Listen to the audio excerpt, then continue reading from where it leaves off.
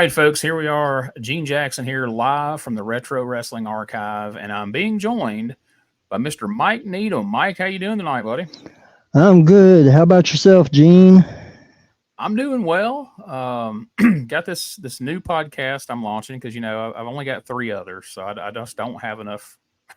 I don't have enough wrestling podcasts. We need Lucky you, because I think I'm up to 5. And while we're at it, you are on the Reckless Abandon podcast with Mike Needham. Everybody's getting a 2 for today. Look at there. What do you think about that, folks? You're getting 2 for 1. So, yes.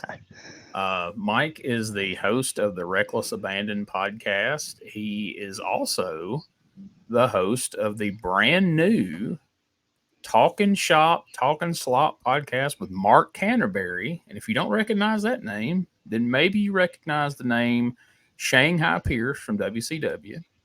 But if you're a younger person and you don't recognize that, then you definitely recognize the name Henry Godwinn from the WWE. We're going to talk a little bit about all your podcasts here, but just as we get started here, tell me how you came about doing a podcast now with Henry Godwinn, Mark Canterbury. Short version, I asked. I mean, we had become Facebook friends and chatted a little bit, built a small relationship, and I'm like, hey, I've got this podcast. Would you like to be on it? And I've had other wrestlers on it, and Steve Kern was my first one, promoted his book. Baby Doll had her own, and a couple of others, and I asked Mark, and he's like, sure. And he did my podcast, and it went over good. In a couple of days, I'm like, would you be interested in maybe doing something a little more regular? And he's like, yeah. I waited a little while, and I said, what about some baby steps, and let's do a bi-weekly podcast? Because I noticed he started popping up on more podcasts, like another WWE Hall of Famer that I'm fixing to be in contact with about basically the same thing. He's starting to pop up on a few podcasts. And we just decided to do it, and we recorded our first episode this week. It dropped today, actually. And when we got through recording, he said, man, I had fun. So you want to keep on with this? And he's like, sure. And so here we are. It's just, I mean, the stars lined up just right. It's about the best way I can say it, Gene. That's cool. And let that be a lesson to anybody listening out there. If you got an idea of something you want to do and you want to try, like Mike said, just ask, right? I mean, you never know. Worst thing they can do is say no. Exactly. So, which brings me to something, because you've got a little heat with me, because there's somebody I've been trying to get on my podcast, and he's agreed to do it. And then stars have never lined up, but he said he would. So, I mean, that was a reply. And I know he's busy and I'm busy. But since we're here, tell us about your newest podcast. I guess you're referring to Dangerous Conversations with Doug Gilbert. Is that the one? Yes, sir. That's the one I'm referring to. Well, yeah, me and Doug are going to be doing a weekly podcast where we're going to be we're not going to do it chronologically, but we're going to go through and tell stories and go through the history of the Gilbert family and their 55-year history in professional wrestling. We'll talk about Doug, obviously, but we'll also talk about Hot Stuff Eddie Gilbert. We'll talk about Tommy Gilbert. You know, Doug's got all kinds of stories and all kinds of experiences, like I say, from his career, their careers. And like I say, we're not going to just, start at the beginning and work our way through. We'll kind of jump around from week to week and pick different topics. Fans will be able to send in questions, and should be a lot of fun. I'm excited about it. I've been a fan of the Gilbert family for many years. So a lot of these questions he's getting are coming directly from me. I remember the first time I saw Doug was on Channel 5. He was coming out to take pictures of Hot Stuff and Wildfire Tommy Rich, the new fabulous ones. And Phil Hickerson and Frank Morrell beat him to death. Yeah. He couldn't have been 13, 14 years old then. That sounds about right. He did a short interview on my USWA podcast that's out right now, episode 11. I have Bob Smith from former managing editor of Pro Wrestling Illustrated and Doug separately on that show, and so we kind of was giving everybody a preview of what to expect, and kind of talked about how he got started, and things like that. And yes, just like that story there, I mean, he's had some pretty wild experiences all the way back to his teenage years, and as a small kid going to see his dad. I remember that as plain as day. And you got to excuse me, I'm not used to this video. You're throwing me off here. That's fine. I've been a huge Gilbert fan. I remember exactly where I was standing when I got the news about Eddie. I was actually watching a WCW pay-per-view, or getting ready to. I got the message right before it started airing. Wow, that was a couple of months before I graduated high school in 1995. So I remember it well also, and we're gonna talk a lot. Like right now, when I had Doug on, we talked to him about the feud him and Eddie had in 1993 that we're currently covering on the USWA podcast, our weekly show. We got to talk to him kind of about that, how that feud came about, and what it meant to him to get a chance to, because he had feuded with Eddie in Global as the Dark Patriot, but never as Doug Gilbert. So that was a pretty unique situation, and in light of how things played out, I'm sure he's very glad in retrospect that he had that opportunity to work in the ring with his brother and have that feud there a couple of years before we lost him. Yeah, and I want to say that I saw something that you had posted where I knew where you were going with the podcast. Knew that episode was coming up. I mean, some of that stuff made such an impression on me, because what year was that? That was 93. Mm-hmm. So I was 20. That's been a long time ago. But I mean, I remember when I saw that episode was coming up, I sent you a message and said, that Bear Down promo was one of the best ones I've ever seen, because I remembered the promo. Yeah. And that's been 30 years ago, 31. Yeah, and we talked about that. I told him that was one of the things that I really liked about that feud, and getting to kind of revisit it and relive it again through this USWA podcast, is the fact that the promos back and forth, and especially on Eddie's end of it, they weren't your typical wrestling promos. They were the way two brothers would talk and cut promos on each other, if you will, if they were fixing to fight in the backyard, if things got sideways on a Saturday night, you and your brother's fixing to fight.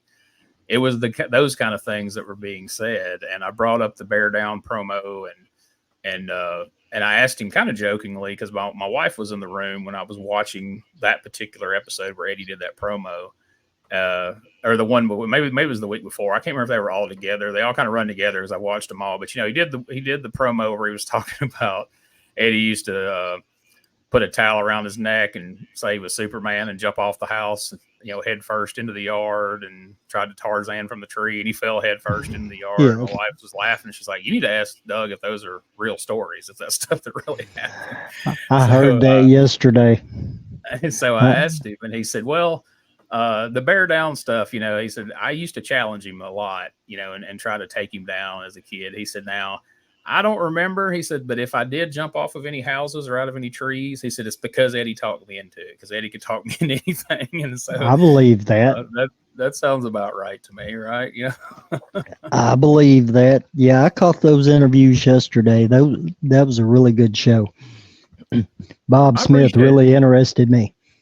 Oh yeah, Bob's a great guy, and he's got so much knowledge and experience of wrestling. And actually, I'm going to go back and release that interview, the uncut version of it, because there's actually probably another 30 minutes of that interview that I had to cut because I couldn't fit all of it and the Doug interview in the same episode without it being like 2 hours and 45 minutes. But at some point we'll go back and I'll release all of it, because it was a very interesting conversation, and I really enjoyed talking to Bob. I got to go on his show that's going to be released, as we keep saying today. It's August the 1st, Thursday night, August the 1st. And I don't know when exactly this is going to come out, folks, but as we sit here right now on August the 1st, on August the 2nd, I'm going to be a guest on Bob's Outdated Wrestling Hour podcast. And I had a lot of fun talking to him on there, because Bob, despite being from New York City and being an editor of PWI, was a huge Memphis fan, especially in the USWA era, because that's when he was working for PWI, and that's when he was covering it. And he made a couple trips down to Memphis, and we discussed the one on the show, where he got to be on TV and traveled around with Lawler and got to go to Lawler's house and go to some of the shows. And you could tell that whole experience meant a lot to him. And I was glad to get to talk to him, because he kind of dispelled some rumors. Like, I'd always kind of heard that a lot of people in the wrestling industry, be it wrestlers or the journalistic types, kind of look down their nose at Memphis, and I'll call it that Tennessee garbage and stuff like that. But Bob said amongst the PWI crowd, and especially him and most of the guys that he worked with there, that they thought a lot of Memphis wrestling. They really enjoyed it and thought it was very entertaining, and there's a reason why it was one of the last territories standing. Right. I mean, I've always heard good things about it too from other people, but I have heard that, anytime some kind of gimmick match comes up in the WWE, and they usually said, I have heard anyway, that The Undertaker was one of the first ones to look up and say, here comes some more of that Memphis bullshit. So I want to say that's towards gimmick matches. And here is the producer of the Reckless Abandon podcast, Tiffany Nicole, that just walked in the door. Stick her head over here in this frame. Hi. Hey, how are you? I'm good. How are you? I'm doing well. See, now normally we would just hear her, but now we got a video, so now we can put a face with the voice. Yeah, and if you give me a couple of weeks, we'd had this big, nice banner back here behind us that said the Micro Group Podcast Family, because you've got all those nice banners behind you. But no, I had to get this last minute notice. Well, there's always chances to come back later. When you let me know when you have your banner, and we'll bring you back on to redeem yourself as far as your background. But yeah. Well, I was afraid if I didn't. Go ahead. I was afraid if I didn't do this, you'd call Brian Trammell again. I will. I would have called Brian Trammell up and got him on. Oh, here. No, I can't have that. You see how crooked this nose is? Thank you, Brian. And I'll just leave that there.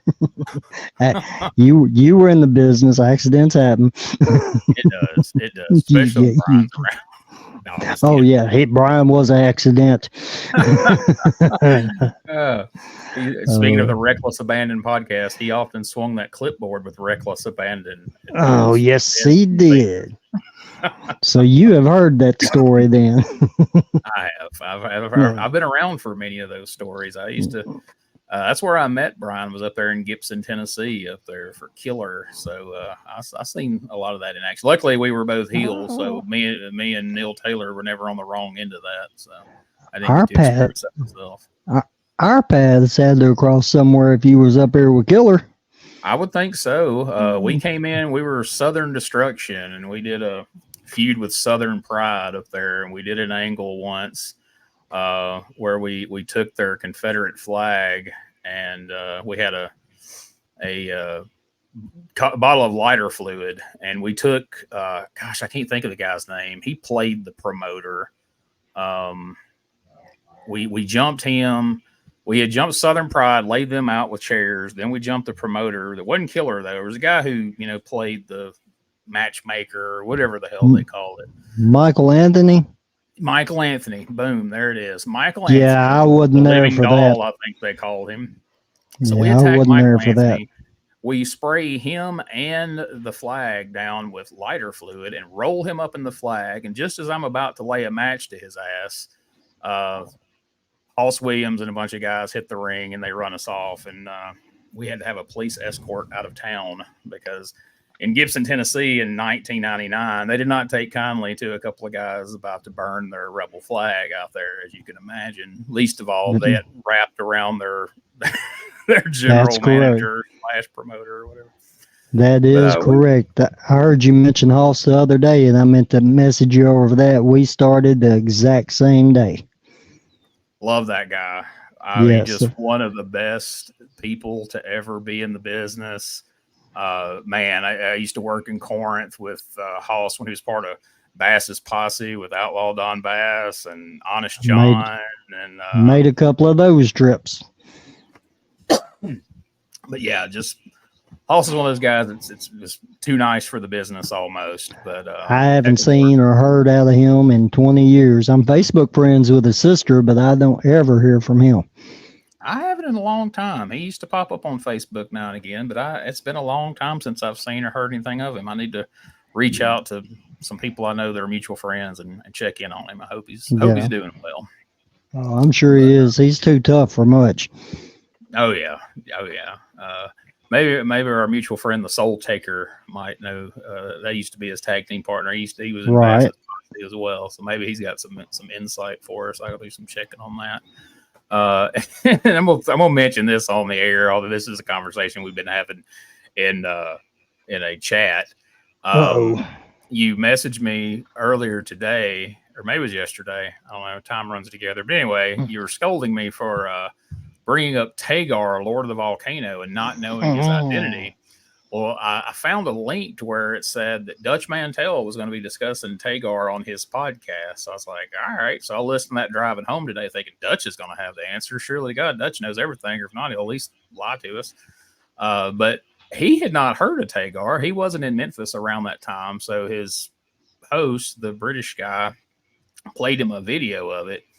And Dutch is like, I don't know who that is. He said, but I guarantee you that's a Jerry Lawler creation without a doubt. He said, but I know who will know. He said, I'm going to call Randy Hales and find out, and I'll tell y'all next week. So I'm either going to hold out and see if Dutch gets an answer from Randy Hales, or perhaps I may reach out to Randy Hales myself, because now I am curious of who that could be. And if Dutch don't know, I know Jerry Lawler don't remember. So. I was fixing to say just that. I promise you Lawler don't remember. No. It's so funny because I guess he's booked so much and worked with so many people and everything. But yeah, from all accounts I've ever heard for years and years now, you can ask Lawler, like, who was so and so, or was it? He's like, hell, I don't know. Like, I mean, you book that many weeks of TV and matches, I assume it all kind of runs together. So well, I remember reading in Dusty's book where he had never worked Lawler up until a few years before that book came out in Nashville, which that match is on YouTube. And I called him out on Twitter at the time. I'm like, what about your Southern title run? And he's like, I forgot about that, kid. I said, yeah, you come to Memphis about 3 weeks, I believe. But I mean, you think all the places they worked and just like a couple of minutes ago, I couldn't think of Michael Anthony and Gibson, and I didn't have the career that a Dusty Rhodes or a Jerry Lawler did. So God, I can only imagine all that runs together, and many shots to the dome as poor old Dusty took over the years. So it's forgivable. I'm sure he didn't remember that he had wrestled Jerry Lawler. So I'm sure he was happy that you sparked that memory for him and reminded him of it. So. Well, I mean, the promos were great. They stuck in my mind. They made it memorable. There's kind of a long, interesting story of how the podcast with Doug Gilbert came about. I won't do it here. I'll wait and I'm sure we'll tell it on Doug's podcast sometime. But it's put it like this: it's years and years in the making for this to come together. So. I knew it wasn't easy. I just happened to graduate with a friend of his.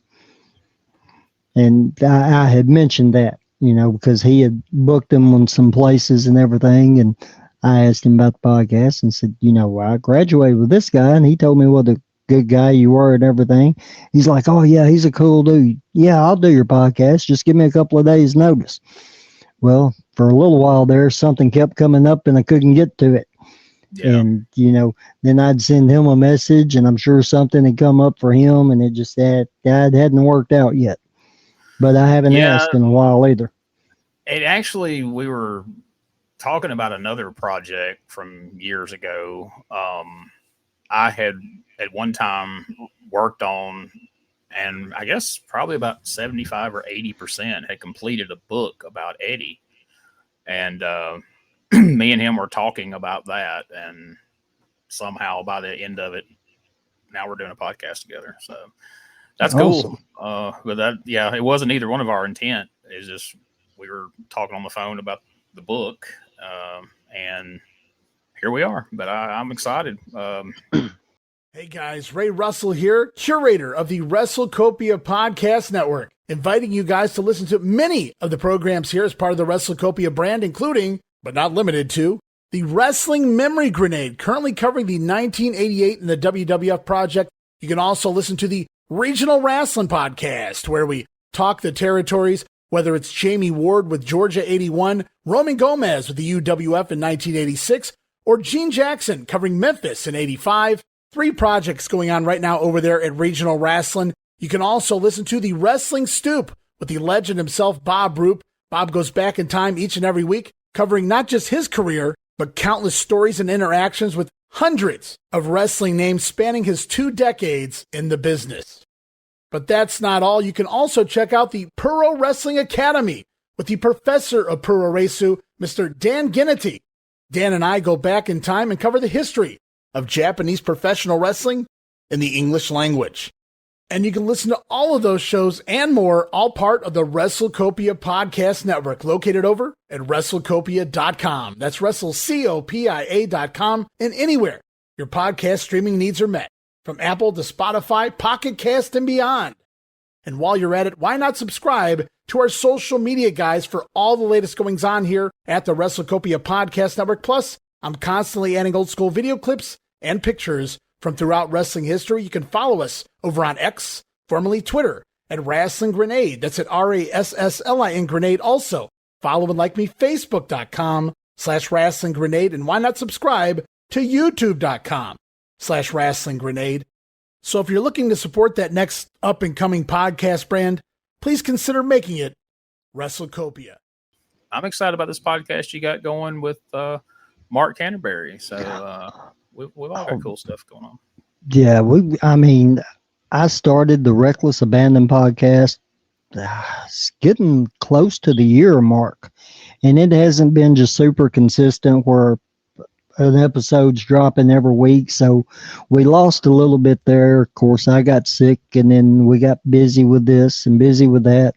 And it seemed like 3 or 4 weeks something was going on. It just didn't happen. Yeah. But it was basically going to be a local flavored podcast, and it'd come time to interview somebody. Every now and then you could get somebody local that you thought would be interesting, and then I could get a hold of a wrestler. Yeah. Well, that turns me into about 10, 12 years old, and yeah, I'm going to do this. Yeah. And I mean, it's about half the episodes are interviews with different wrestlers and stuff. And then, like I said, I got Mark on, and then I started, I forwarded his information to somebody with his permission, and they put him on their podcast. And then I heard him on another one. And then I heard The Undertaker talking about doing a BSK reunion and having him on that one. And I'm like, I know this guy. And I sent him a message, and we talked back and forth a little bit, and a month later, here we are. And I'm just thrilled to death. The consistency thing is tough. Like I've done wrestling podcasts off and on since 2007, back when there was like 5 of us doing podcasts, back before every person that's ever drawn a breath was doing a freaking podcast. Right. And that's always been my biggest issue is just, I'll do a string of them, and then stuff will come up. I have other things going on, and then I'll do them sporadically. I'll put one out every month or a couple of months or whatever. And then I'll go a year without doing them. And then, I started having some health issues, and I got to where I couldn't do stand-up comedy consistently. And I'm like, man, I need something. I got to have some outlet besides just going to work every day and living my normal ass life, So I had uploaded all these USWA episodes to my YouTube channel, and I was sitting around watching them all the time anyway. And me and Ray Russell do this 1985 Memphis podcast over on WrestleCopia.com. And I remember that well. yeah, we still do it every 2 or 3 weeks because he rotates his. He's got like on his regional wrestling, he's got like UWF 1986, Georgia 1981, and then Memphis 1985. So I rotate with those other 3 guys. So we record about every 2 weeks or so, which is good. And I was telling a friend of mine, I was watching those old USWA shows, and I was like, man, there's a bunch of podcasts about 80s Memphis wrestling and Smoky Mountain wrestling. And, there's tons of stuff covering Crockett and all this different stuff. And I was like, man, there's nothing out there really about the USWA. I'm like, Randy Hales does his live, Facebooks where they watch stuff and everything. I said, but that's about it. And my buddy said, well, if you want to see one, why don't you make one? I was like, who the hell wants to hear? I'm like, I wasn't there. I didn't experience any of it. Who wants to hear me talk about it? What, And they're like, well, hell, I mean, as much about it as anybody. You've studied it since you was a little kid, and what you don't know, you'll go find before you get on there. So I typed up an email and sent it to my buddies, Josh and Richard. I was like, what would y'all think about doing this? And they responded positively. And, Richard said, well, I don't know if we can do it every week, but we'll do it as many weeks, as frequently as we can. So I reached out to a couple other people. I was like, hey, I might need you to fill in here and there, where basically I'll need you to watch an episode of USWA, then come on a show and we'll show clips and talk about it. And they're like, hell yeah. So we started it, and what I did is we recorded a couple of episodes before we ever started releasing them. So we've always got at least 1 to 2 in the can. So if something comes up, we can't record, we're good. So we've put them out every single Wednesday since we started. And that's the intention, is to keep it going because, jokingly, we mentioned Brian Trammell, but man, to his credit, he's been doing like 2 podcasts a week for like, 7 years or 6 years or something crazy. Like he puts like 100 and something podcasts out per year, but he's, like clockwork, he has not missed a single week for anything. And he's built a loyal following because they know these days of the week, Brian's going to have a freaking podcast out. So right, we're going to put this USWA podcast out every Wednesday. Doug's podcast is going to drop on Fridays. And, if it kills me, we're gonna keep that going. And Josh and Richard, it hasn't been too bad of a challenge. We've kind of got a day we can do it. But like me and Doug, it's probably gonna be a little harder for us to, because he still does shows and different things like that. So it'll be we'll have to be a little more fluctuate. Be able to fluctuate a little more as far as when we record. But I told him, I was like, well, let's get us 1 or 2 recorded, then we'll start kicking them out, and that'll help us. And so he was on board with that. I think we're just going to do audio for Doug's podcast.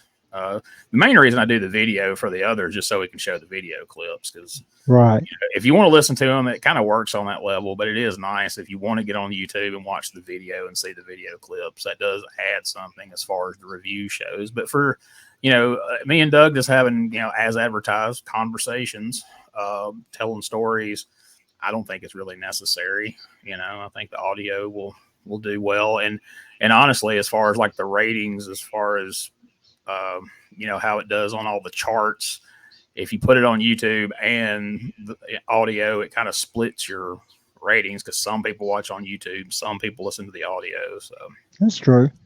We're going to try it with just audio and see how that goes. And we may eventually, I might bring him on here, and then we can do some watch alongs of some of his matches and Eddie's matches. He's going to get friends of his on. We'll eventually start once we've gotten through a lot of his stories and stuff, we'll start having some guests on. And one of the people I know we're bringing on is Tommy Rich, and something you brought up earlier, and I've wanted to ask Tommy about this for years. It's what him and Eddie thought about having to be the new Fabulous Ones. Like, how was that pitched to them? How did they feel about it? Did they pretty well know that this was going to go over like a fart in church for 2 guys who are established as much as they were to then come out and do a gimmick of two guys that were as popular as Stan and Steve. It's like, how did anybody think this was going to work out? On paper, it doesn't sound that bad. Just on paper.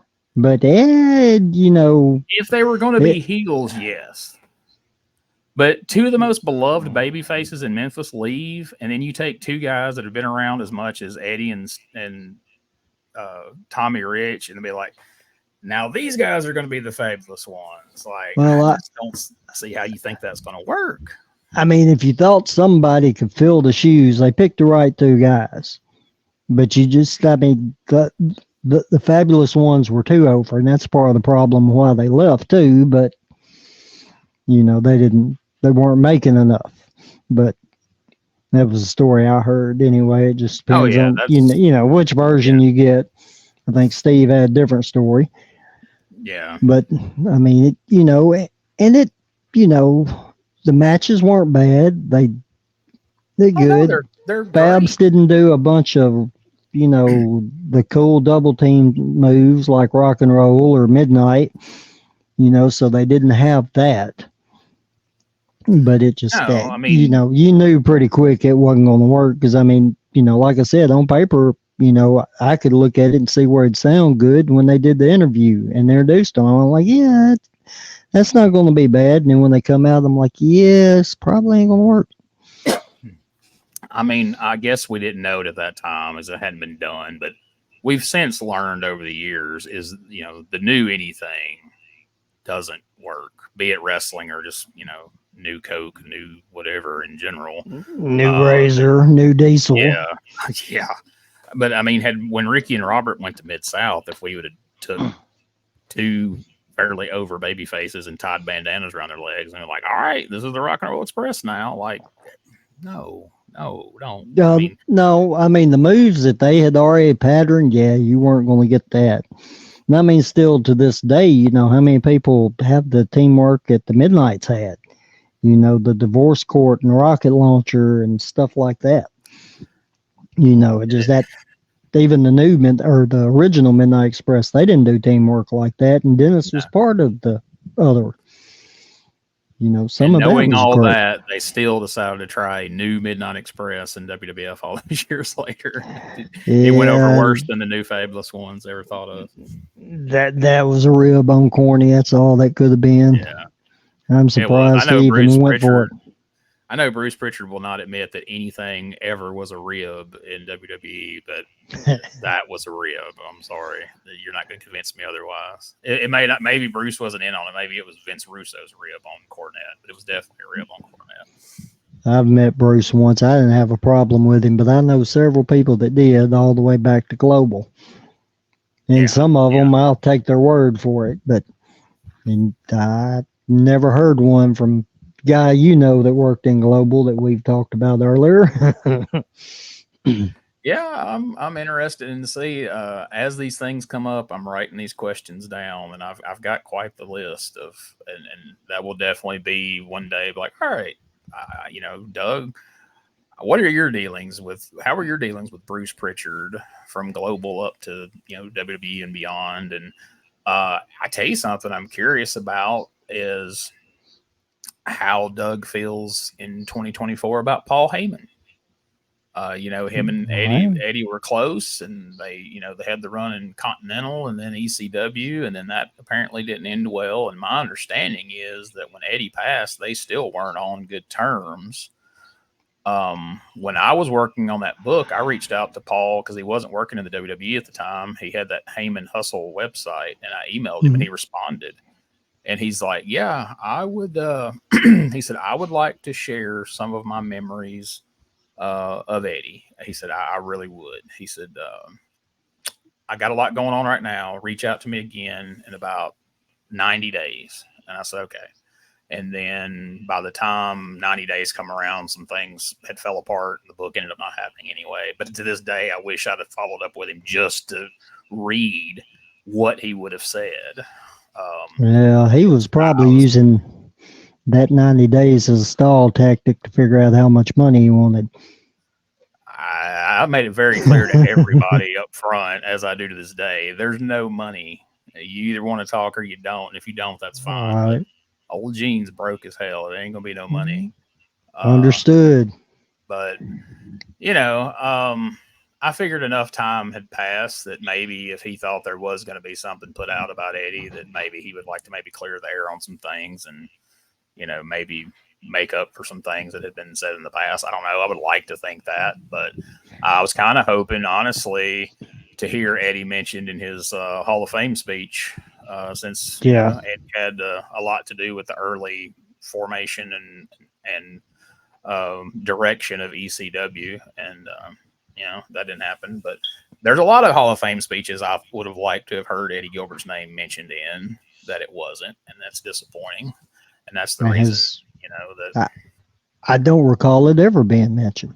No, and I don't think there was any heat there.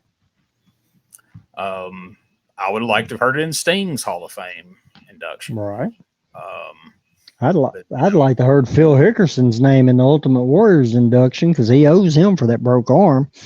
That's true. I feel like, and I don't know that this will ever happen, but I feel like if Sid Vicious is ever on that stage, or I guess he would be Psycho Sid strictly if it was a WWE Hall of Fame, I think that's where you'll probably hear Eddie's name, because every interview I've ever heard Sid do, he has said he owes his career to Eddie Gilbert. That Eddie is the one that got him into WCW, when he was floundering towards the end of his time in Memphis, and he has stated that, and him and Doug are still close to this day. So if the thing with Sid ever happens, and now that Vince is out of there, I don't know. It's probably more likely than it's ever been that could happen at some point. But they don't play softball in March, do they?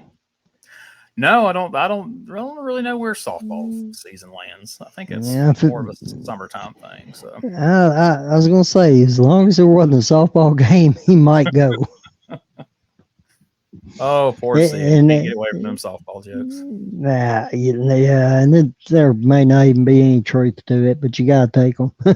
Oh no, he's admitted there's he has stated in interviews that he left to go play softball a couple times, and that he used, I know in one of his hiatuses from WWF where he'd been injured, he was out playing softball as part of his rehab and got in trouble. They called him like, "What the hell are you doing out there playing softball?" He's like, "You told me to get my cardio up. I'm out here playing softball." He said, what do you think? I'm gonna get hurt? What get injured, re-injured out here playing softball? But anyway, so you have been a bit of a little peek behind the scenes for a few people. The way me and you have come about knowing each other is once the USWA podcast got going, there were a couple of times where I've just said on the show, it was kind of openly like, "Yeah, I wonder how that guy got here, or who brought him in," or just random questions that I through my research I really couldn't find. You were actually reached out and had an answer to a couple things, like Mr. Clyde, who was responsible for getting Mr. Clyde in the business. And so you've kind of become a resource for me about certain things. I'll reach out and go, "Hey, Mike, you know who this was or where this was?" And, At one time, and I probably still do somewhere, I had everything from Memphis from 84 to like 92, 93, somewhere in there. I had it all, and that's all I watched. Yeah. Over and over. And, I studied it. I knew some of the people. I spent a lot of time with Bill Dundee. I spent a lot of the time with other people that had studied it. And, me and Brian were, I wouldn't say super close, but, we were pretty well acquainted and spent some time with him and got some information on him. I remember when Rikishi showed up on Facebook, I sent him a message and I'm like, "Tell me what happened on top of the airport in Italy." He's like, "I kicked a soccer ball off the roof." I'm like, "Okay, Brian told me that story. That's you." Nice. because you get a lot of these fake accounts and Oh, everything, and at that time there was no verified, so you just is a crapshoot whether it was really the person or not, and he knew that story, so yeah, it was him. There you go. But And I mean, we've talked about this on the show, but I mean, that's been one of my favorite parts of what we've reviewed so far on the USWA podcast is getting to see what I consider to be prime heel Brian Christopher in Memphis at 93. Like, to me, this is like just Brian at some of his very best. And I say this feels like I say this almost every podcast I'm ever on. I'm pretty sure I said it on Bob's too, but just like, I really hope that people check out some of these episodes, because anybody who only knows Brian Christopher as Grandmaster Sexay from the WBF have no idea what he's capable of and the best of his, abilities and personality and all that. I think, anyway. Yeah, and it's the same with Lawler, and well, there again, it's the opposite with Jeff. Me and Jeff swapped a few emails the other day, and I'd heard Conrad make all these jokes on their podcast about you the human fast forward button, and I hated you and everything. And on my last email, I sent him one back and said, I hated you too till Double J showed up. Yeah. Yeah, and I mean, that's just the heel Jeff. He was cool, but this other guy, I mean, the only time he ever got over with me, he was a baby face and he used a chain to beat the dirty white boy because I'm going to do whatever it takes to keep my belt. Right. I don't know if they were fixing to try to ease him into it or getting him ready for Vince or what they were doing then. But, I remember that it stood out because, hey, that was different, But I mean, I'm not intentionally a resource. I'm not intentionally a student, but I can tell you right now, you're doing what, 85, you said, on another podcast? Yeah, with Ray, we're doing 85. And that was Lawler drunk, Lawler losing the loser leave town and going to The Rock's grandmother for a while. 86 is Jeff Jarrett. 87 was a nice little Gilbert feud. 88, we had the world title. I mean, I can sit here and go through the years and tell you the big points. So right now in 85, the episode we just did, Macho Man just won the Southern Heavyweight title. He turned heel, joined Tux Newman, won the Southern Heavyweight title. Of course, he's not long for Memphis at this point. He's going to be leaving in 2 or 3 months. But man, it's been so much fun to watch Savage in Memphis in this era. And me and Ray always talk about how even in these studio matches on TV, he's constantly pulling out moves and holds and things that I never saw him do in his WWF run. It was pretty, you had a pretty standard Macho Man move set that you saw him use in most matches. And he's he pulled out a superplex the other night on the show we watched. And he's, doing like all kinds of different holds and roll ups. It's like, well, I've never seen Savage do that. And I don't know. It's a lot of fun. I'm enjoying 85. Man, 85 is a lot like 93. Like 93 started out rough. We started covering 93, and the first thing we see is, Lawler's feuding with Mike Miller over, a dispute at a New Year's Eve party or some shit. It's like, what? When I heard that name, when I heard you mention his name on that first podcast, I'm like, this is the black eye angle. Because I remembered that, because it never did make sense to me, even at that age. Of course, I was 20 or so, but you're about to get to where Macho Man comes back from WWE, right? Yes, we've actually recorded that one, and it'll be dropping. This coming Wednesday will be the episode where Savage showed up in the studio, first time in the studio since 1985. And as I was watching that, getting ready to review it, they show a WWF produced video of Savage from WWF. Mm-hmm. And I thought, all right, well, this is going to be just like when Kurt Hennig came to town. They're going to show this video of Savage, and then they're going to show him in front of a green screen, cutting a promo saying, Monday night, I'm going to come to town. And then the video ends, and here comes Savage busting through the curtain. It's like, holy shit, he is in the studio. He's in his full Savage gear, and like 2 minutes later, he's up there face to face with Lawler. He was in the gear. Oh, yeah. The tight shirt and everything. One of one of those promos, he come out wearing jeans. I think that's when he comes back, and so he comes in like 3 different times during 93. I want to say that's either the second or maybe the time he comes in around October. He's in the jeans, and it doesn't really look the same. Yeah, but this one, he looks like he just walked off Monday Night Raw. Like he comes in there and he's got Dave Brown by the tie, and Dave looks legitimately nervous. Like, I don't know what's fixing to happen right now. You watch what he's doing on what you're watching now, and then you watch him when he comes in, and when Savage is wearing jeans, somebody's getting their ass kicked. It's different. That's his version of, pulling the strap. That's hooking up for him. Because the jeans, he's fixing to get rough. Because that was his old Memphis gear. That was his old Memphis gear. Yeah. Yeah. So that was fun to see. It's disheartening to see that. So they bring in Giant Gonzalez, and he tags with Lawler and Jarrett as a babyface, but Bruno's their manager, so it kind of makes sense. And they draw like 3,000 people at the Coliseum. Now, it's sad that in 93, that 3,000 people was cause for celebration. Right. They would have slit their wrist in the 80s if they'd have drew 3,000 people. But 3,000 people to see Giant Gonzalez. 2 weeks later, Macho Man comes in. They draw 1,500 people.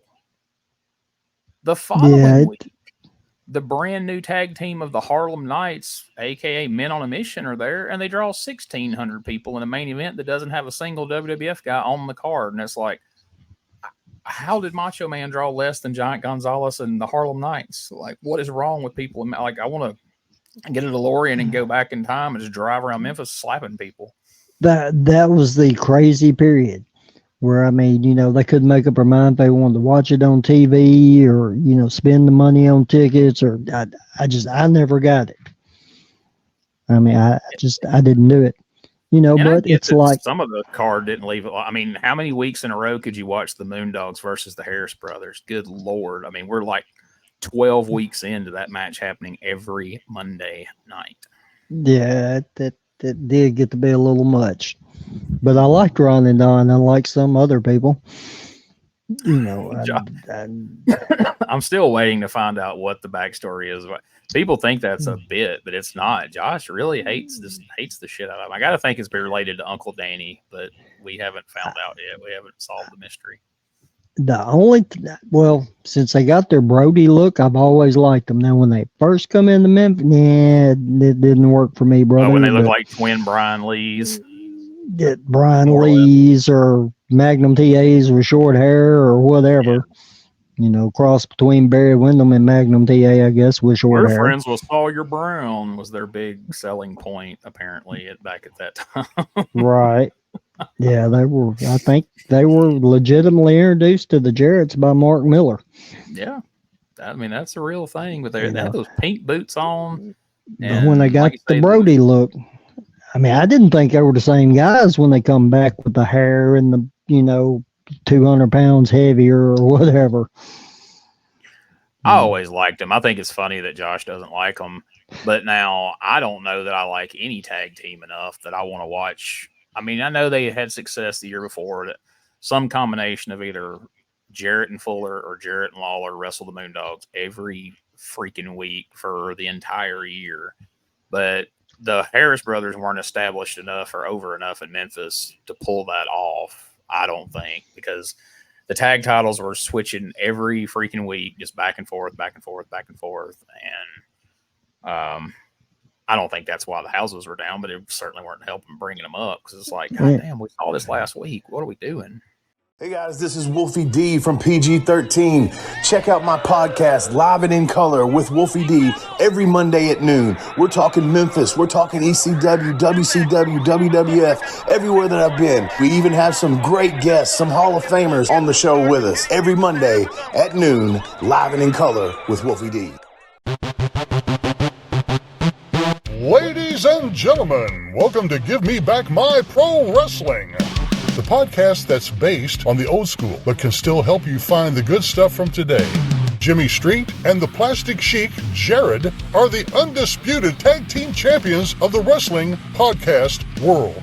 From thought-provoking topics to superstar interviews to action figure expertise. This team does it all. And all they ask is, give me back my pro wrestling!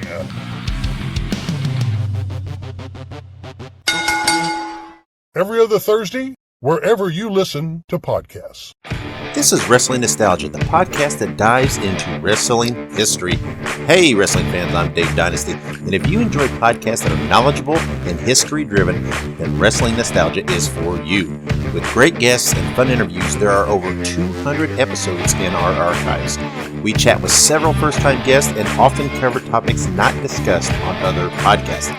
Look up Wrestling Nostalgia on your favorite podcast platform and visit all of our links at linktree/wrestlepod. That is linktr.ee/RASSLEPOD. And remember, wherever you go, whatever you do, be good, be safe, and keep on growing. I think you had gotten to the point then that there was so much on TV.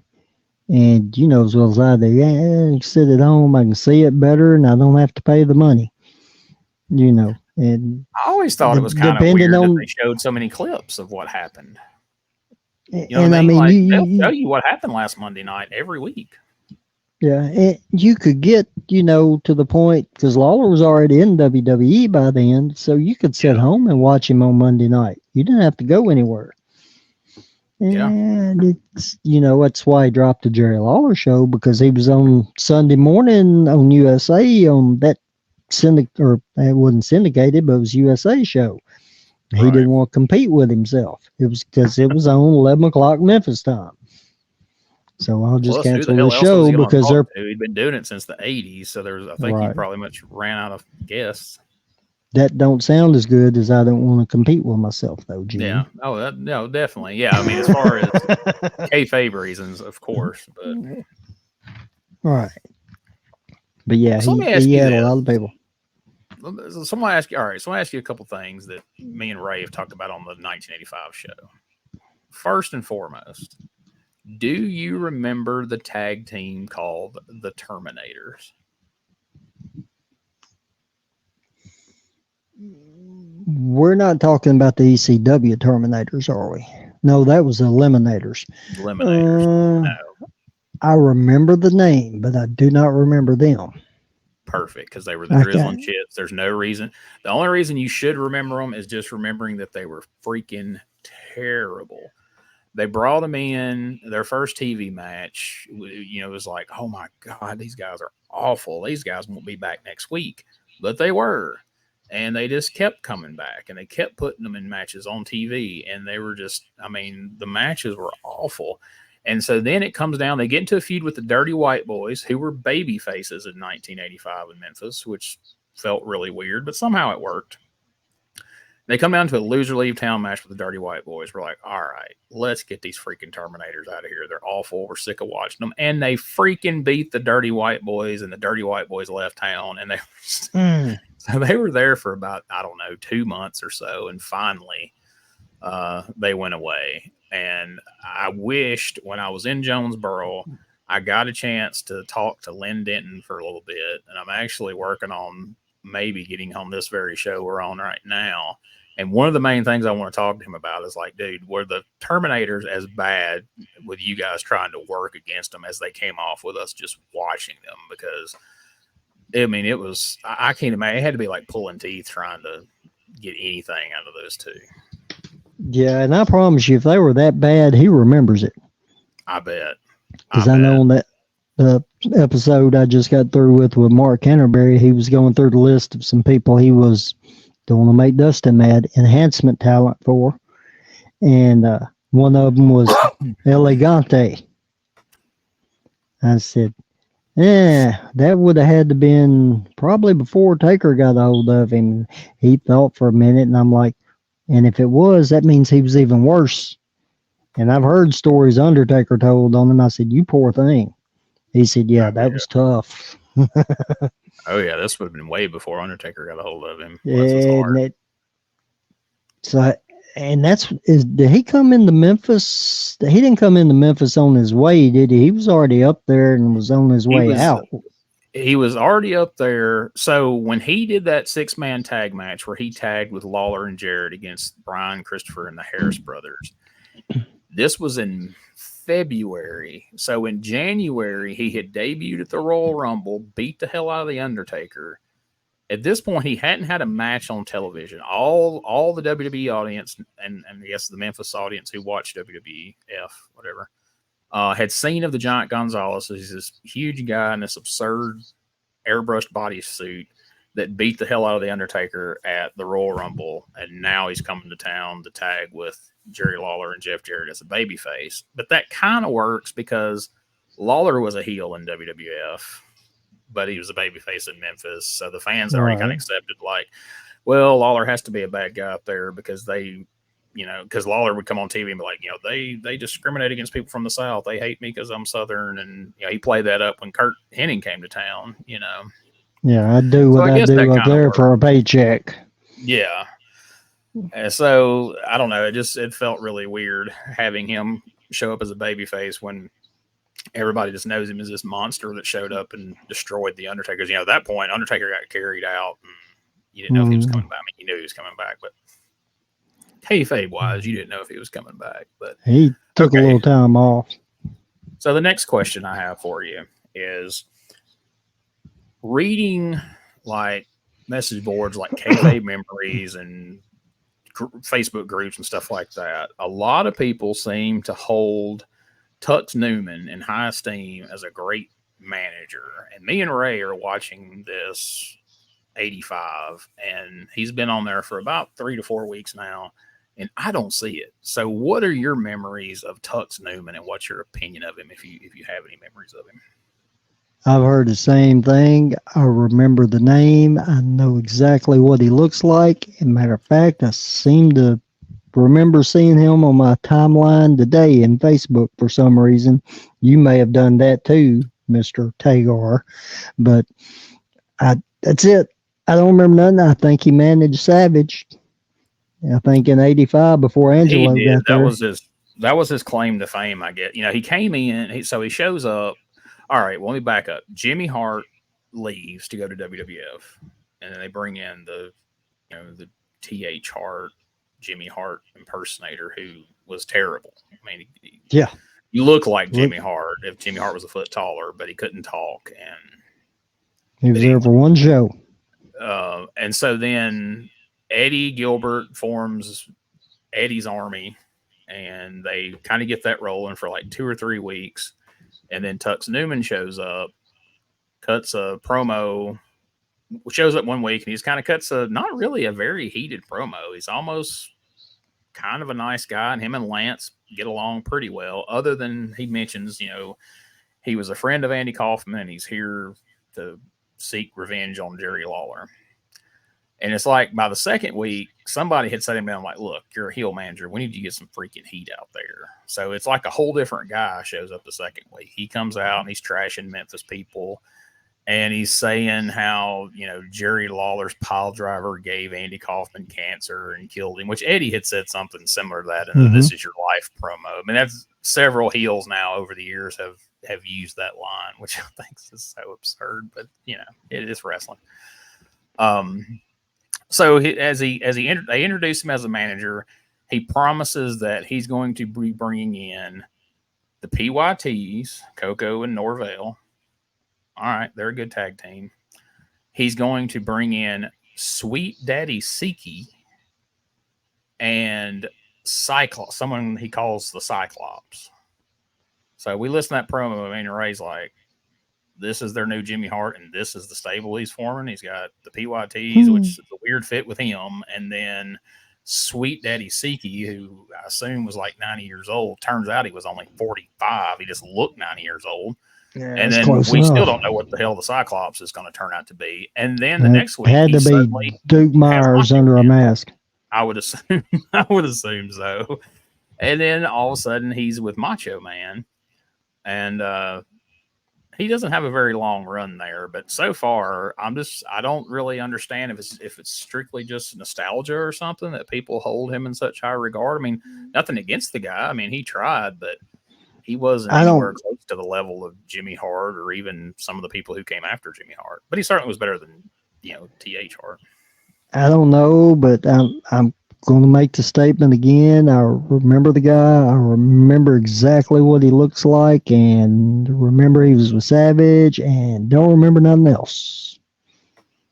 That's fair. I mean, it's kind of like the Terminator. It's like there's really nothing there that would stick with you. But what was kind of crazy though is they had went through the trouble of forming, Eddie's army. He's out there in the fatigues. They shaved Playboy Frazier's head for him to join the army, and then Tux shows up, and within 3 weeks they just lump all those guys in with Tux Newman, and they just abruptly just drop the army thing. Suddenly Eddie's out there without the army helmet. They just don't mention it anymore. And people lost their, they were all sergeants and privates and all that shit. And that just kind of all went away.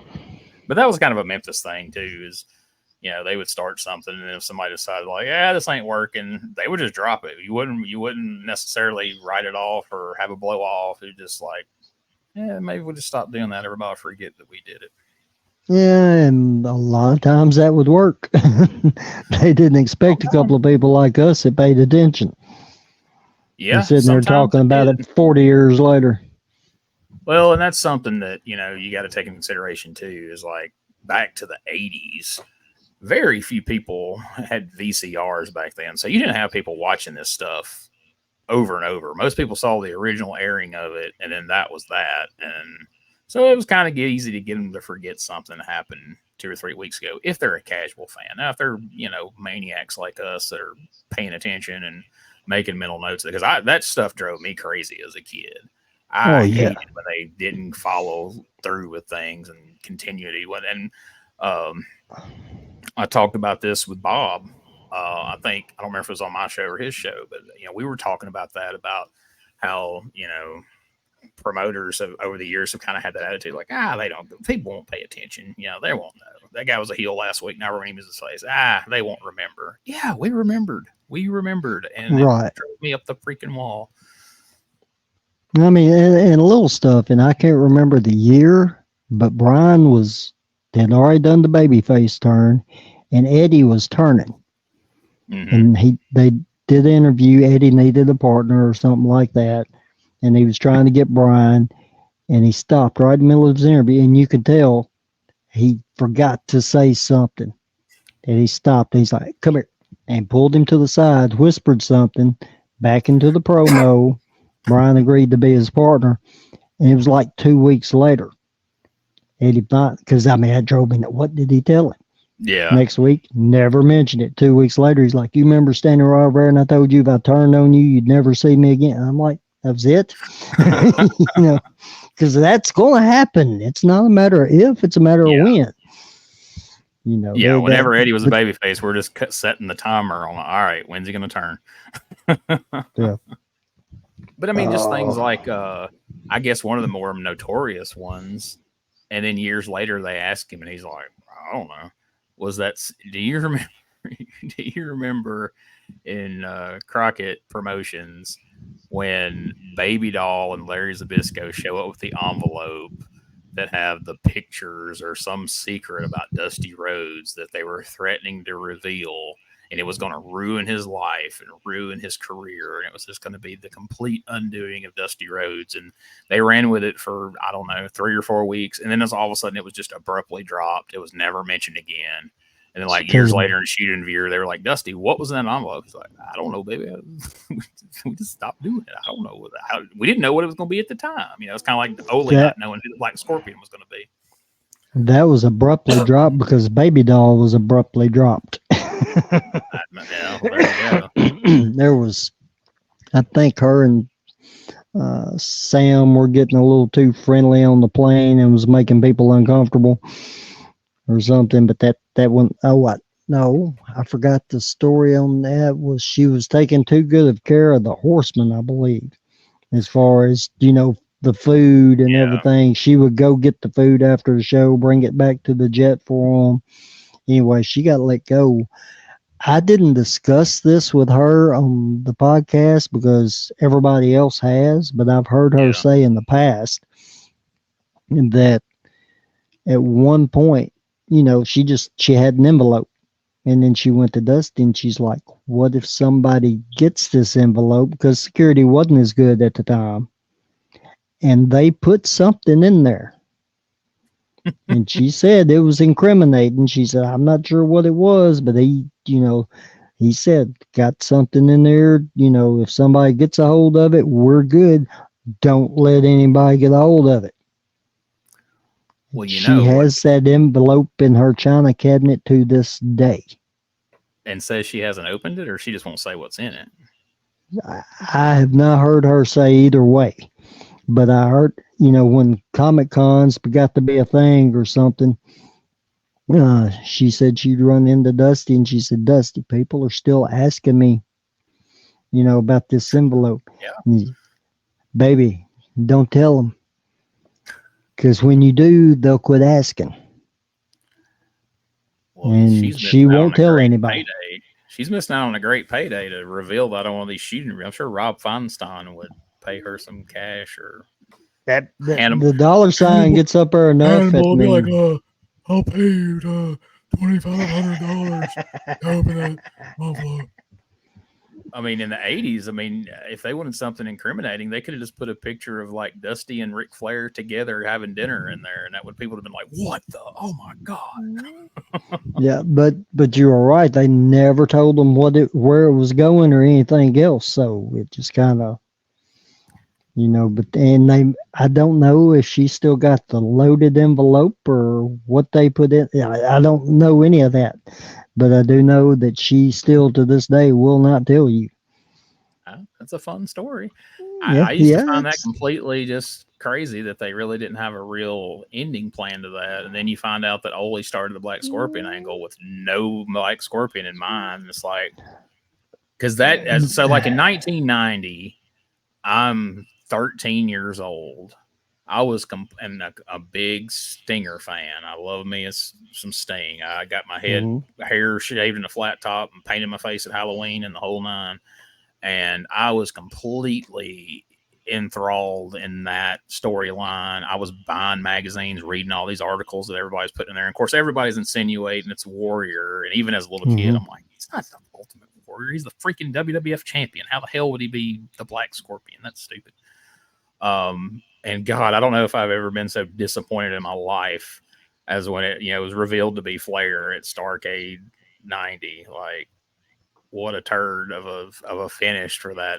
After and you knew when he debuted all these years, and then that ends up being the payoff to this big, long, drawn out angle. And then later to find out, like, he didn't know who it was going to be. Well, he kind of thought it would be Al Perez, and then Al Perez didn't want. I was like, Al Perez, like, what? A good thing he didn't want to do it, because that would have sucked even. Like, I would have, if it would have been revealed to be Al Perez instead of Ric Flair, I would have. I don't know. I might have stopped being a fan. Like, what the hell?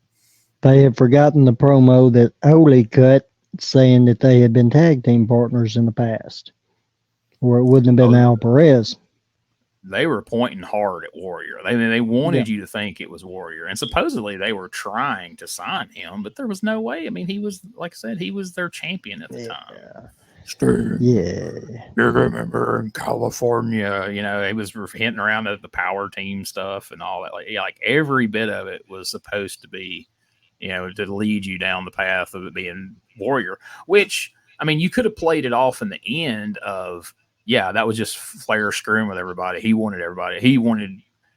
wanted you to think it was Warrior, not us, not WCW, not the Booker, but they didn't follow through on that angle very well at all. Kind of like the angle I discussed with Bob, how they so poorly executed the imposter Sting angle at Halloween Havoc 90, where through poor camera work and lack of explanation before, during, or after, you really wasn't sure what the hell just happened. You just knew that. I saw that. Apparently Barry Windham had dressed up like Sting. I didn't care for that haircut on Barry. That was terrible. No, it didn't suit him. And he was having to come down the aisle all hunched over because, or else you're going to realize that he's 6 inches taller than Sting, and not nearly as tan as the surfer from California. Have you heard the Lawler Luger unification theory? I've heard some of that on a couple of podcasts, and I never heard it back in the day. I mean, this has been within the last No. year or two. Yeah, I saw an article on that the other day somewhere, and I can't remember who told it, but and yet you are probably in a good position to find out a little more about it, because all fingers are pointing to Eddie leaking it to dirt sheets is why it got canceled.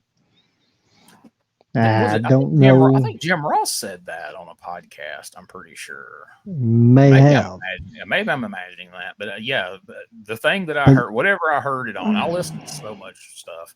But yes, they definitely said that it was Eddie Gilbert because he was on the booking committee, and that it was believed that he was the one that had leaked it to Heyman. I think they said, right? Because then Heyman brought it up, and they knew that's where he heard it. Or something like that.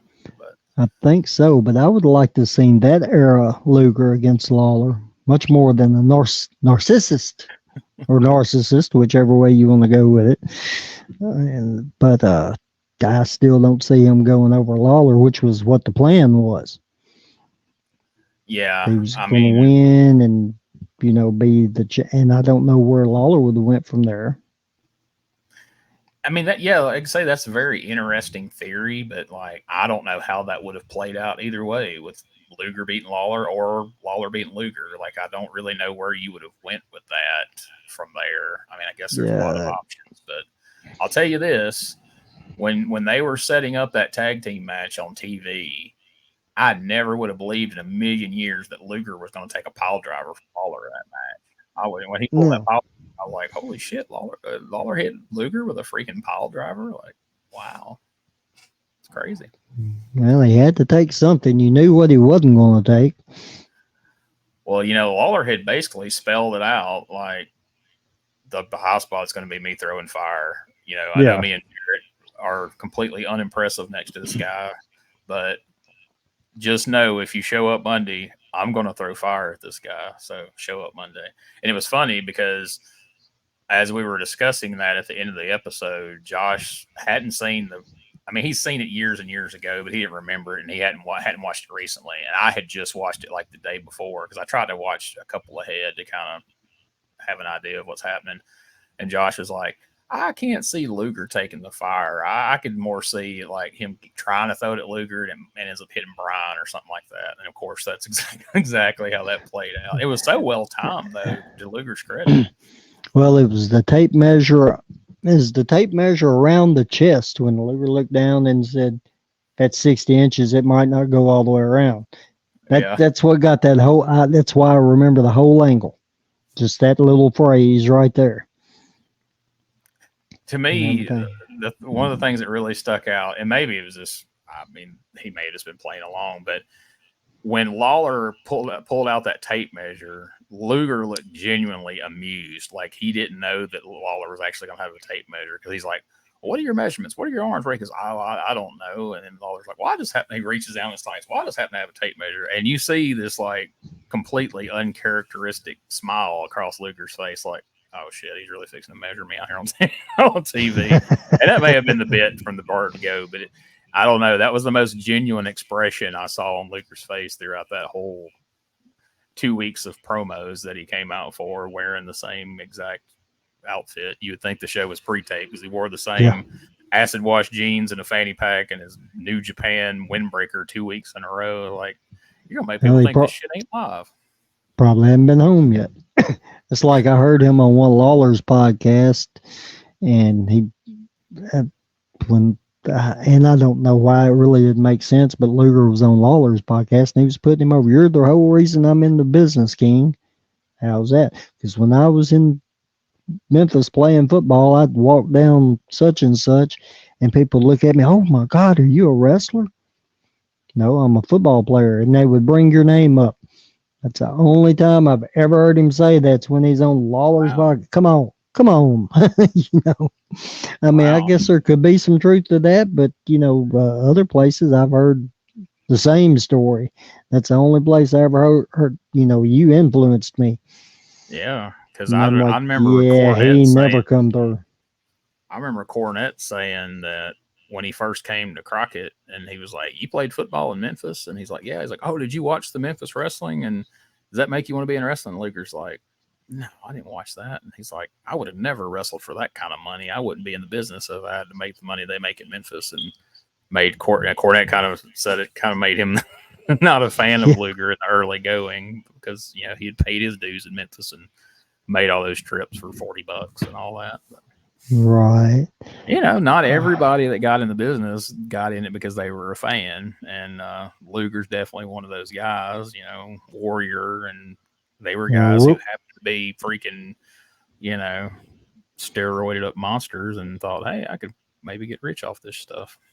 On the flip side of that, we didn't get into it for the money. Still waiting for the money to show up. I hadn't found it yet, and I'm starting to think I'm not going to. So.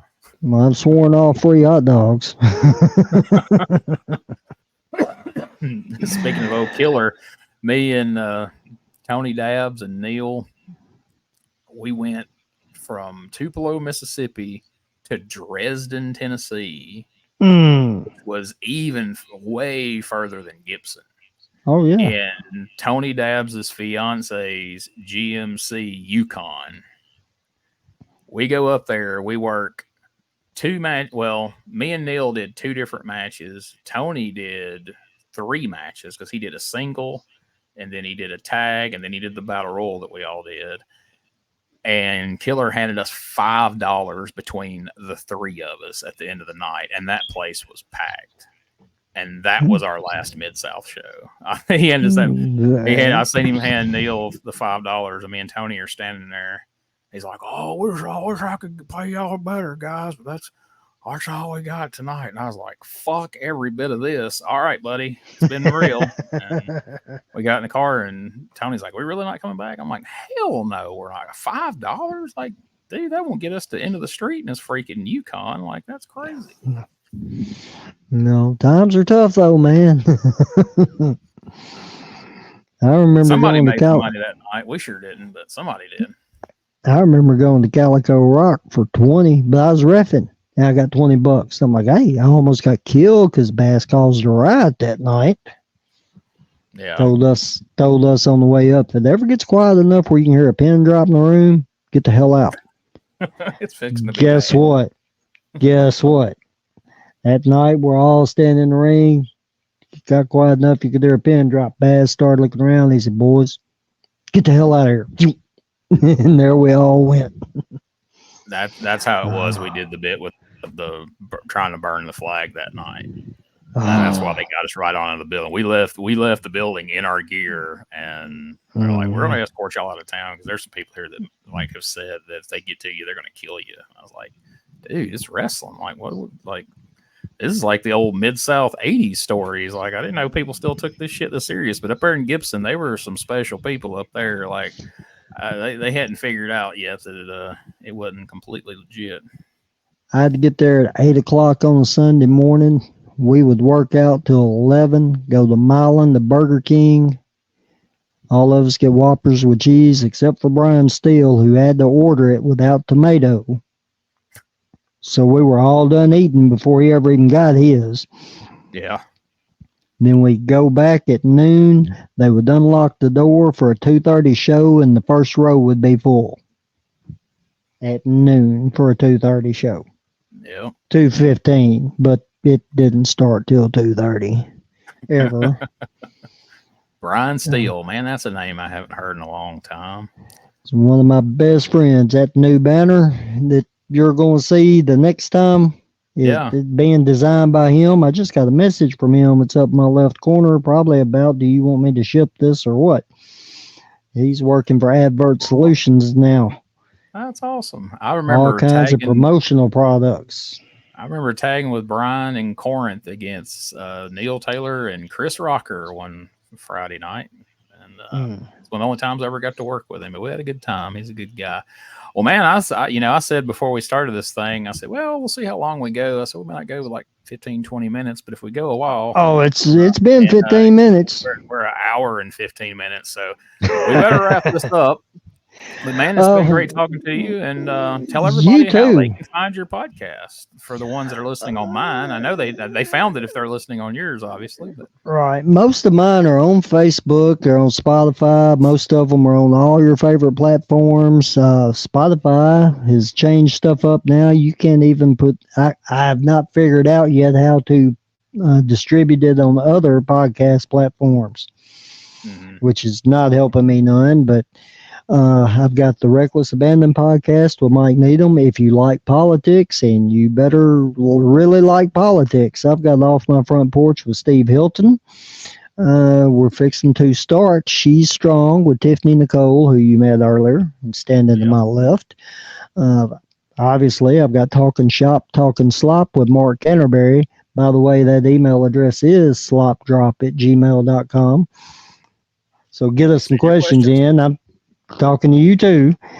And, there are several podcasts out there, and I know you've got more than one or two floating around. Yeah. We've mentioned a few different times. I've got the Regional Wrestling Memphis 1985 with Ray Russell. And my USWA Retro Wrestling Review USWA podcast, as well as Dangerous Conversations with Doug Gilbert, which will be debuting on Friday, August the 9th, can all be found at WrestleCopia.com. Tons of great content there. They've got several different podcasts besides just the ones I'm involved with. And then also, on all of your favorite podcast platforms, you can find them all there. But you can also find this podcast here that we're on, as well as a ton, and I do mean a ton, of old school wrestling content on my YouTube channel, which is youtube.com/@wrestling archive. God, we just changed the name of it. Retro Wrestling Archive. There we go. I'll spit it out. youtube.com/@retro wrestling archive. We've got tons of all the Memphis that I've got, and that's ranging up through the 80s all the way through the end of USWA 97. It's all there. We've got Old Continental, we've got Portland, we've got just any kind of wrestling you can think of. We either got it uploaded or we've got playlists of it of other channels. So it's kind of one-stop shopping. If you want to watch some old school wrestling, go check out that YouTube channel. Plus this podcast, this is going to be the home of this podcast, which is the Retro Wrestling with Gene Jackson, live from the archive. So we're going to be doing these not every week, but as I get the opportunity to talk to somebody, if I get a wild hair like I did, me and you've been talking the last couple of days, and I was like, hey, Mike, let's record a podcast Thursday night. Let's talk about what you got going on. And an hour and 18 minutes later, here we are. Great conversation, man. I've enjoyed it. And I have too. It's a whole lot better than you would have with Brian Dremel. All right, man, you're gonna get that nose broke. You keep talking trash to Brian Trammell. I'm sure he's got a clipboard laying around somewhere. I still have that clipboard. That's a fun Yes, I still have it. It is in my gear bag because I still have the gear bag that hadn't opened in 20 years. I'm sure for a small fee, he would be willing to sign that for you. Oh, I bet he would. It probably wouldn't be such a small fee either. That'd be one of those boogie deals. $5 for that autograph kit. Oh, 20. Here, turn around real quick. All right, we got that picture. Now we'll take care of the other 15. Yeah, I can see Brian doing that. Well, I'll tell you what, we'll go ahead and plug this while we're here. Me and you have, we've talked online, and now we've met via podcast, video podcast. I know where this is going. An opportunity to meet live and in living color, as Wolfie D would say, in Jackson, Tennessee, at this big Memphis Hall of Fame event coming up September the 21st. Man, that sounds like a pretty cool deal. And that is why that banner is getting ordered. And that may be the debut of it right there. I'm working on something for August. It may debut it, but if not, it'll probably make its debut at that show. We will be talking to Terry Golden about that before too long. We've got to get together and set that up. And we're going to be promoting it pretty hot and heavy. And I plan to be recording some for there. So you may be back on this show for another hour and 20 minutes and 38 seconds. Well, I hope so. I don't know if with all the stars you got walking around there at that show, I don't know if you'll want to talk to me for that long, but I hope to make it on at least for a little while, and we'll talk a little bit about the experience of being there and who all we've met up with that day. Because I know at the fan fest I went to in Jonesboro a couple of months ago, it's pretty cool, and I got to see a lot of folks that I hadn't seen in a real long time. I got to see Alan Steele. I hadn't seen him since we were tag partners in Corinth 20-something years ago. So that was awesome. Me and Alan were in Dundee school together about the same time with Johnny Dodson and some of the other ones. Kevin White. And I hear Johnny's going to be in Jackson. And so I look forward to seeing the Bluff City champ. Johnny's popped up here in Dyer. He's popped up here in Dyer a few times at Premier Pro that we do at the fire department every month. Yeah. He's been around a time or two. He's something else still to this day. He is. I've known Johnny a long time. When I was teaming with Alan, I was teaming with him and Johnny. The three of us were a little trio for a little bit there in Corinth for Rodney Grimes. And Alan's big enough to be a trio by himself last time I saw him. He's a big dude. Like I said, I hadn't saw him in a long ass time, but Johnny has ruffled a lot of feathers in the last year or so, and there's a lot that can be said about that. But we've already gone an hour and 20 minutes, and there's no need to go another hour. I have nothing bad to say about Johnny Dodson. I'm just I don't either. Ribbing a little bit because he's done nothing to me. I don't care. You do what you want to over here and ruffle the feathers you want to ruffle. No, I get along with Johnny just fine. I was one of the first people to have him on my podcast back when we were doing Cheap Heat TV every Sunday night. I had him on, and it got me a bunch of heat with a bunch of people. I got some phone calls going, "Why'd you have Johnny Dodson on? That's our enemy." And I'm like, I don't work for your company. What the hell do I care? I'm just giving the guy just because I have somebody on a show and give them a platform to talk doesn't mean I necessarily co-sign everything they're saying. Just we're talking. There's a guest that got listeners. Yeah, and to this day, that is the most viewed Cheap Heat TV live that we ever did on YouTube. Now, there were ones that got audio downloaded more, but it was 4, 5, 6, 7 times the amount of views that any other YouTube video got. And a lot of those views were the people who were pissed off that he was on there because they were watching, hanging on every word, seeing what he was going to say so they could all get mad about it and have a group therapy session afterwards and piss and moan about it. And that's how Johnny capitalized on that sort of stuff and got a lot of attention. I think now looking back, he probably would say that he probably could have changed his approach on some of that stuff that he did. And some of it, probably didn't serve him as well as he wanted, but hell, it got everybody talking and people knew what his promotion was and, within a short amount of time. But I don't buy into, I've heard him and a few other people say over time that, as long as people are talking about you, it doesn't matter what they're saying as long as they're talking. I don't buy into that. If everybody's saying you're a piece of shit, I don't think that's positive. I don't think it helps your cause. If enough people say it enough, then it becomes a fact in most people's mind. They're like, oh, yeah, I've heard of that guy. He's a piece of shit. So I think it's a fine line to walk of what you get everybody saying when you get everybody talking, but that's just me. Like I say, I don't have a problem with the guy. I look forward to seeing him in Jackson, as I do a lot of people. And, it's wild to me. Like in the 80s, I talked to Wolfie D about this when he was on the USWA show recently. In the 80s, my favorite tag team was the Rock and Roll Express. In the 90s, my favorite tag team was PG-13. And now they're both getting inducted into the Memphis Hall of Fame on the same night. That's pretty wild. That's pretty wild. I have not heard that. I have not heard any inductions. I have not even heard who's going to be in Jackson. I've seen the poster, but I've seen 3 or 4 people on the poster that there's no way they're going to be there. No, that's just people that they're putting in the Hall of Fame, I guess. So I had a slow morning at work yesterday morning, and I watched the live Facebook that Randy did with Terry Golden and a few others.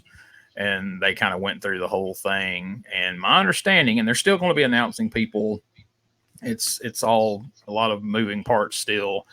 But from what they've announced so far, Spellbinder's going in the Hall of Fame, PG-13's going in the Hall of Fame, Rock and Roll Express, Sermo, Bobby Horn is going in. I think Eddie Marlin and Jerry Jarrett, who I think aren't in yet, they're going to be put in. That's why their pictures are on the poster. And then Randy surprised Terry. Terry didn't know. Randy surprised Terry and let him know that he's going to be inducted into the Memphis Wrestling Hall of Fame. And it seemed like Terry was, genuinely surprised and genuinely touched to hear that. So that was pretty cool. I think when I have Terry on this show, I may play the audio clip that is on YouTube.